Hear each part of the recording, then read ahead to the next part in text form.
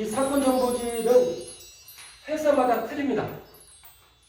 무료 사이트가 있고, 왜냐면 제가 무료 사이트를 알려줬기 때문에 거기 무료 사이트 운영된다는 걸 보여주기 위해서 일부러 무료 사이트를 하나 출력해 왔고요. 그리고 다른 회사마다 다 특징이 있고, 거기에 따라서 여러분들이 내 눈에 잘 들어오는 사이트를 선정해서 쓰시면 되는데, 어떻게 구성되어 있냐만 말씀을 드릴게요. 다 말씀드렸고 배치도 다 틀립니다. 회사마다 틀리고 내용도 다 틀립니다만은, 일단 기본적으로 보시면은 맨 위에 사건 번호 써 있는 거 보시겠습니까? 맨 왼쪽 상단에 2021 타격 뭐뭐뭐 해가지고 그 밑에 어떤 물건이 들어가는지, 식사도 무슨 아파트, 이게 해당 물건인 겁니다. 이게 경매가 됐을 때 요런 내용들을 나름대로 요즘 정리해 준 게 회사별 사이트인데, 일단 기본적으로 보시면 이 감정평가, 이 보이십니까? 감정평가. 예, 감정평가. 이건 뭐냐면은 해당 목적물을 갑으로부터 압류가 들어가서 경매 개시가 돼서 이걸 법원에 팔아야 되지 않습니까? 팔려면 어떻게 되는 거죠? 가격을 정해야 되잖아요. 근데 얘네들 모르잖아요. 그래서 법원 속에 있는 감정평가사를 통해서 이 가격을 얼마 정도 팔아야 될지를 잡아내게 되는 거예요. 물론 아파트이기 때문에 아파트는 KB 시세가 매일 올라오기 때문에 감정평가 금액은 거의 시세로 잡아낼 수 있습니다. 근데 한적한 토지라든가 상가 같은 경우는 거래가 빈번하지 않기 때문에 감정평가를 잡아내기 어렵겠죠. 그래서 나름대로 감정평가자는 나름대로 3방식 6방법이라는 방법을 통해서 이제 그중에 특히 비교 사례, 거래 사례들을 이용해서 나름대로 감정평가 금액을 잡아내고, 이 금액이 최초 경매 입찰가로 최초에 진행하게 되는 거예요. 이 가격이 비싸다. 그럼 안 사면 되고요. 그럼 유찰되는 거고, 이렇게 떨어지는 게 유찰이라는 부분에서 감정평가 금액을 말씀드렸습니다. 그러니까 최초의 이 금액 얼마 팔 것을 법원이 정한 금액이고, 이 금액이 최초로 법원 시작 때 경매 시작할 때 나온 금액이 이 금액이다라고 이해하면 되고요. 그 밑에부터 최저가. 이 최저가가 뭐죠?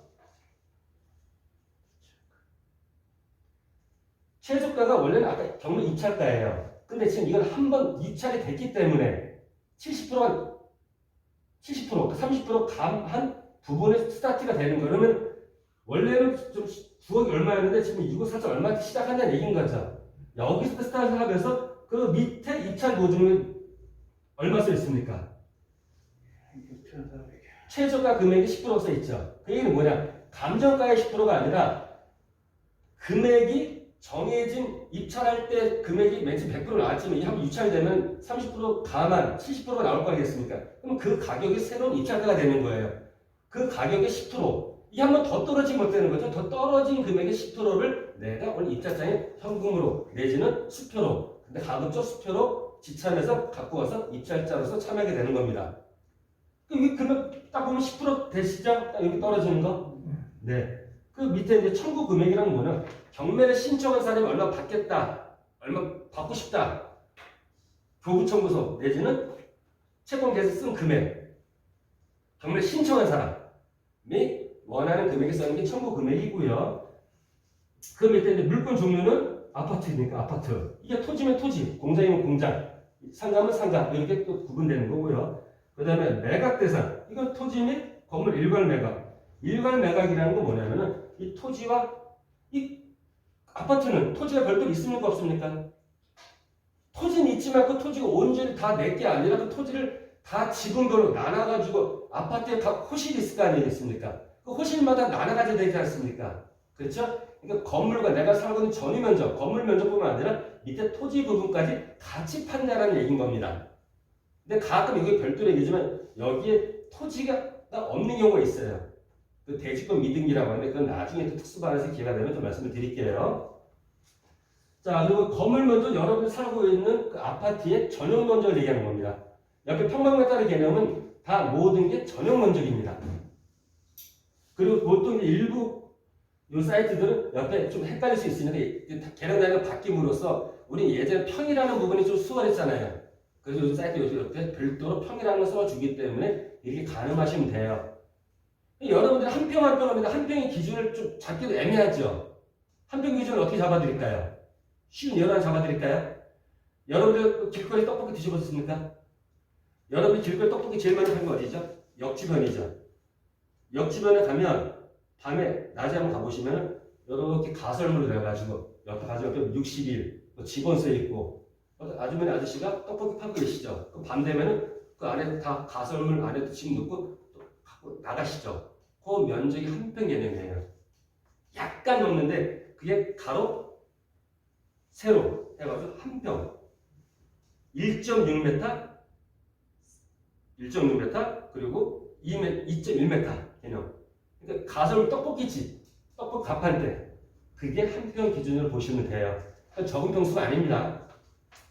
자, 그 다음에 밑에 경매 종류는 부동산 임의경매. 임의경매와 강제경매의 차이를 또 말씀드렸습니다만, 임의경매는 근저당을 설정한 담보권을 설정한 사람이 바로 경매를 넣었을 때 진행되는 법이 임의경매 방식이라면, 아까 다음으로 말씀드렸어. 돈을 빌려줬는데 돈을 못 받았어. 그럴 때는 법원으로부터 그 근거, 그게 확인을 받아서 빌려줬구나, 못 받았구나, 그럼 경매 넣어야겠지라고 판결문을 받았을 때 이행 판결문, 확정 판결문, 결정문, 공정증서 이런 것들 집행할 수 있는 거론이 근원이 되는 부분을 가지고 경매를 신청했을 때 여기는 임의경매가 아니라 강제경매 이렇게 기입이 되는 겁니다.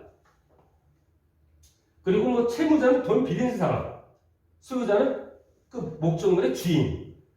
동일할 수 있지만 틀릴 수도 있다고 말씀드렸습니다. 내 목적물이지만 친구가 돈 빌려서 친구 이름으로 돈 빌려가게 되면 소유자와 채무를 달할 수도 있겠죠. 근데 대부분은 동일입니다. 그리고 채권자는 돈 빌려준 사람, 경매를 신청한 사람. 그 외에도 그 등기부등본상에 돈 다는 사람들 많습니다만 일단 경매를 신청한 사람 위주로 나왔으니까 이런 부분이라는 얘기인 겁니다. 자, 이런 상황에서 그 밑에 보시면 이렇게 뭐 이렇게 써있지 않습니까? 여기 쭉 일렬로 써있는 부분들이 있나면은 여러분이 사건 정보를 보면 여기 앞면에 나온 부분만 여러분들이 보고 넘어가는 부분이 많은데 여러분들이 제대로 된 물건을 분석하시려면 여기 밑에 있는 항목들을 다 클릭해봐야 돼요. 특히나 맨 왼쪽에서 상세 정보라는 게 여기 앞면에 대한 부분이고요. 그 옆면에 보면 물건 사진, 해당 목적물이 어떻게 생겼는지 사진들이 한 10카트 정도, 적으면 5카트 정도, 많으면 더 많은 차이로 그 주변 환경, 그 현장에 대한 사진들이 첨부가 되어 있습니다. 거기에는 도로가 있다면 도로에 대한 그림도 나와 있고요. 이런 부분을 여러분들이 직접 현장에 가보지 않더라도 일단 간접적으로 볼 수 있게끔 만들어주신 사진 부분이고요. 그 다음에 건축물 대장, 건물이랑 건축물 대장 기본적으로 있겠죠. 왜냐면 건축물 대장은 뭐냐면은 내가 건축 허가를 신청하게 되면 그 목적대로 만들겠습니다라고 허가 신청해서 허가권자가 그대로 만들어라 허가를 해주시지 않습니까? 그럼 그대로 만들었는지 안 만들어 확인해야 되지 않겠습니까? 그렇죠? 목적한 대로 안 만들면 어떻게 되겠습니까? 이거 사용승인 하면 안 되겠죠? 근데 목적한 대로 만들었다. 그러면 공무원들이 이대로 만들었구나라고 사용승인, 옛날 말 준공을 해주게 되면 인제 건축물 대장이 나오게 되는 겁니다. 거기에 대한 내용, 어떠한 목적으로, 기본적으로 건물에 대한 건축물 대장은 어떤 용도로 만드는지, 용적률이 얼마고, 건폐율이 얼마고, 허가일이 언제고, 착공일이 언제고, 사용승일이 언제고, 이런 건물에 대한 기본적인 내용, 그리고 제일 중요한 용도. 왜 용도가 중요한 건지 나중에 또 말씀드리겠습니다. 건물도 내가 뭐 해야지라고 어떤 건물 피웠어. 내가 쑥 들어가서 임차인 들어서는 게 아닙니다. 건물도 나름대로 29개 용도가 있어요. 내가 3일 이런 데 한 집 비었다고 여기 내가 단란지를 차릴 수 있겠습니까?